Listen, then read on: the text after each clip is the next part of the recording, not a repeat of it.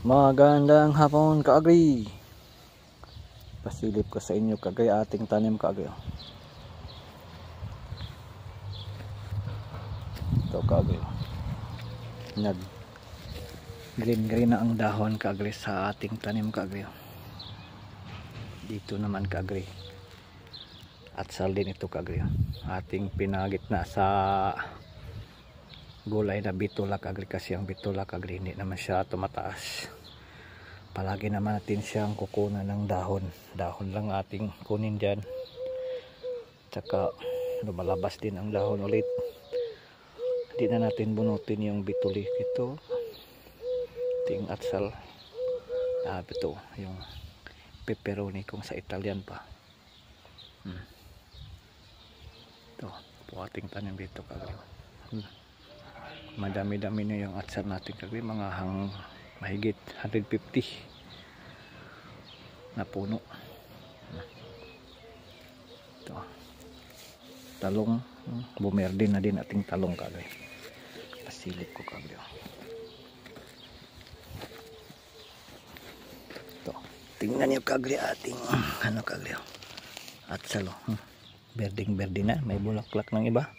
Ito may bulaklak na maliit pa, pero sana tanggalin natin yung bulaklak na unang bunga. Yung talong natin kaagri, berding-berde na. 3 bisis na nakakain to ng pataba. Okay kaagri. Ito kasi dito walang spray to kaagri. Walang chemicals to na ginagamit ko. Ay, yung abono lang chemical dito. Yung mga medisina hindi ko pa na bibigyan to ng medisina. May ano pa, pedokyo, yung itim. Kinakain ng alamigas, insect.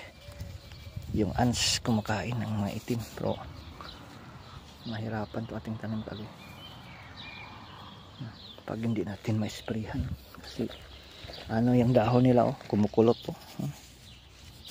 Kumukulot pag hindi may mga insect, yung itim.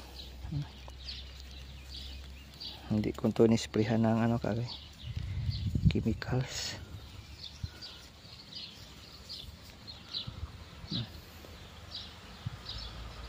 Yan po ang ating tanim dito.